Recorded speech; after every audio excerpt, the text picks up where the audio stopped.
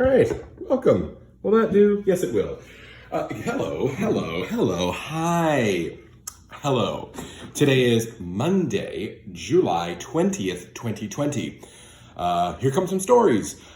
Today's story is big and it's long, and I'm going to try to get it done in one sitting, so here we go. It's by Bill Peet. It's called Chester the Worldly Pig. Worldly. I am worldly, you know. I went to South Korea, Japan, Thailand, Vietnam. I now live in the States, but I'm from Canada, so I'm pretty worldly. And this is going to turn out to be a worldly pig. And I'm going to get started again. It's pretty thick. It's by Bill Peet. So here we go. Of all things, grumbled Chester, why on earth did I have to be a pig? A pig is no better off than a cabbage or a carrot, just something to eat. But before I end up as so much sausage and ham, I intend to try and amount to something. But what else could a pig ever be? That was Chester's main problem, and he turned this around and around in his head until one day it suddenly came to him. I'll be a star in the circus. All right, so there he is. He's like, I'm going to be a pig. I'm going to amount to something. What gave Chester such an outlandish idea was a circus poster which appeared on the barn wall one sunny morning in May. And what caught the little pig's eye was a seal with a ball balanced on the tip of his nose. And that's the poster he saw. The nose, said Chester, that's the thing. Surely my flat pig snout must be good for something. And he searched the pig pen for an idea. There was only a trough, a fence, and a mud puddle. All right, how is he going to turn this into something good? The trough is much too cumbersome, he decided, and I can't very well balance on a fence or a mud puddle on my nose, so it'll have to work just the other way around. I'll balance my nose on something on the flat top of a fence post. Anyone knows that a pig can't climb, but Chester couldn't let this bit of useless knowledge hold him down, and with a slight boost from an overturned bucket, he struggled up the side of the fence until he was finally perched on the top rail. So first of all, he has to climb the fence. That's no easy thing for a pig either. Now he's going to try balancing on his nose. Not balancing something on his nose, balancing himself on something else using his nose. Now came the tricky part. Placing his snout squarely on the post, he carefully raised one hind leg in the air, then the other, and with a flurry of short kicks, he launched his body up over his head. And for an instant, he teetered upside down on his nose. Then down he tumbled to land with a sploosh in the feed trough. So it didn't quite work out well, but he's not going to give up. Well, so far so bad, he muttered, but Chester had no idea of quitting. Before he ever mastered the trick, he expected to take quite a few such tumbles, and indeed he did. He took hundreds of tumbles that day, and by nightfall, he was a very weary and badly bruised pig. But surprisingly enough, his spirits were high. The last effort had been a great improvement. He had held his balance for what he guessed to be a full minute. So he already knew this is not going to be easy, but I'm not going to give up. And the next morning, after a few more tumbles, Chester had mastered the impossible feat. He could stand on his nose for as long as he pleased, and now he was all set to be discovered. This was no big problem. It had been figured out from the beginning. A railroad ran right past the farm, and the pig was sure that sooner or later the circus train would be coming by there. Whenever he heard a locomotive chugging far down the track, he scrambled up the fence and quickly went into his nose stand. He was always ready, just in case. So he wants to get noticed, and hopefully a circus train is going to come by, and he wants to get noticed, and the circus people to be like, we need that balancing pig. Then, sure enough, early one morning, there came the circus train with its long, flat cars loaded with animal wagons and tent poles, followed by the elegant red coaches. As the coaches rumbled by, Chester could tell from his upside-down view that all the window shades were drawn. On the train between towns, the weary circus people always tried to catch up with their sleep, so no one happened to see the pig on the post. So this is not going to work out. They're all going to be sleeping, he's thinking.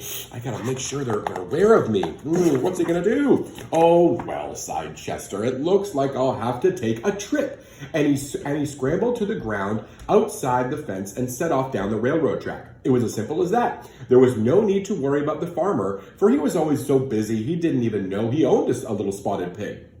And when Chester went trotting by the field where he was plowing, the man merely chuckled. Well, now it appears that somebody's pig pen could use a little fixing. He doesn't even know that's his pig that's running away. Chester realized that the circus might have gone a long way before stopping to set up the tents. No telling how far, so he settled down to a good steady dog trot with his eyes fixed on the track just ahead. All right, so he's off to find his dream of joining the circus. And before he knew it, there was the big top, and he stopped with an oink of surprise. This huge mountain of canvas loomed above a bustling city of tents and wagons. Was almost too much for a little farm pig to take in all at once. And at first, he could only stare in amazement.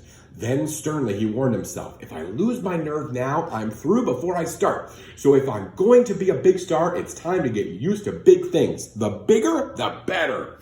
And with renewed courage, he went trotting ahead into the bustling circus lot. All right, so he's found the circus. He's going to go in and try to impress them with his trick. Chester was nimble and quick for a pig, and he managed to dodge and sidestep his way through the army of hustling roundabouts without getting kicked or stepped on. When he came to an open space near the back door of the big top, he picked out a tent stake exactly the right height, and on his first try went into a perfect nose stand. Then in no time at all, Chester was discovered by the circus tall man. Hey everybody, he shouted, look at that old pig way down there. And suddenly, Chester was the center of attention with everyone talking at once. Say, that's a pretty nifty trick. A real ding-dong doozy. A real ding-dong doozy. Ding-dong doozy. Why, he's a natural-born acrobat. Where'd he come from? What's the difference? Let's put him in the show. And Chester was hustled away to a dressing tent. All right, he made it. What a ding-dong doozy. Man, I'm going to say that a lot. Okay. Two attendants tied a red ribbon around his middle, fastened a feathery plume on his head, and gave his precious snout a bit of a shine with a dab of pink shoe polish. And the next thing the little pig knew, he was riding into the big top at the head of the grand parade on a magnificent white stallion led by a beautiful circus queen. It just can't be true, thought Chester, tingling with excitement. This must be a glorious dream. It's much too good to last. And indeed it was too good to last, and in a very short while, the glorious dream turned into more of a nightmare. Had some foreshadowing for you. Things are going off well, starting off well. They're not going to go well soon. For to Chester's horror, when the main show began, he found himself in the big cage with 5 ferocious tigers. Someone had decided the small pig's act must be more spectacular. Someone had decided the small pig's act must be more spectacular. It needed an element of danger, and the ringmaster's booming voice filled the tent as he announced the spectacular new act. Now, for the first time anywhere, we proudly present Percival, the performing pig, the one and only pig with a dauntless courage and daring ever to perform in the very same arena with the savage beasts of the jungle. Just as the announcement was finished, the courageous Percival fainted, and he was quickly carried out of the big cage amid a storm of hooting and jeering from the angry spectators. Uh-oh, spaghetti-o. So there we go. Deal with 5 ferocious tigers, and he was so scared, he fainted. He said, oh, I can't do this. Chester was quickly revived with a splash of cold lemonade. Then he was dressed in baby clothes, and with a lace bonnet tied under his chin, and Roscoe, the clown, in a frilly skirt and flowered hat, wheeled him around the big top in a doll buggy. A rippling wave of laughter followed after them, and someone squealed, oh, what a darling, adorable little pig! And after 5 or 6 trips around the tent, the poor pig had turned almost the color of the clown's needle nose. He's upset. He wanted to do his cool trick. Late that night, after the last performance, Roscoe took off his costume and makeup. Then, without so much as one glance at Chester, he turned down the lamp and crawled into bed, leaving the disgruntled pig chained to a tent post and still wearing the miserable bonnet and dress. There was no wriggling out of it, for the ribbon was tied in a double knot under his chin, and so he suspected that as long as he was Roscoe's pig, this would be his costume day and night, so he can't really take that off. Well, one thing, vowed Chester, I'll give this old clown the slip the first chance I get. So he's kind of fed up with the circus now. If this is how he's going to be treated, he doesn't need the circus.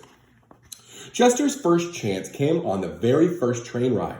Roscoe hadn't bothered to chain his pet pig. He kept him under the seat with his suitcase, figuring if the pig got loose on the train, he wouldn't get very far. But Chester figured otherwise, and as the clown was lighting a cigar, he squirted out from under the seat and went racing away through the aisle. Roscoe was surprisingly spry for an old fellow, and halfway down the car, the big clown's feet were slapping close at the panicky pig's heels. He would have caught Chester for sure if the tall man hadn't left a long leg in the aisle. Old Roscoe tripped and went sprawling, and by the time he picked himself up off the floor, the pig had reached the caboose and squeezed his way out the door. So because the tall man accidentally tripped the guy who was taking care of the pig, Chester, he was able, there he is, he fell down, and Chester was able to get away. Then in desperation, Chester leaped off the back platform to go sliding and tumbling over a steep embankment and down into a dense pine forest, where he was stopped kerwump by the broad backside of a bear. The big hairy beast whirled around with a snort of surprise, for he had never seen a pig wearing baby clothes before, but then at the same time, Chester had never seen a big hairy bear before, and for a brief instant they sat, blinking at one another. Then one savage snarl from the bear sent the terrified pig squealing off into the wilderness, plowing headlong through brambles and brush, then frantically leaping the fallen timbers. This time, Chester was running for his life, and the bear was close on his tail, eating up the distance in long, easy strides. He was only one jump away when all of a sudden... I'm going to stop the story there. So tomorrow, I'm going to finish the story tomorrow because the story is so long. Chester the Worldly Pig, and something's about to happen. He's about to get away from the bear, I hope. See you tomorrow for the conclusion.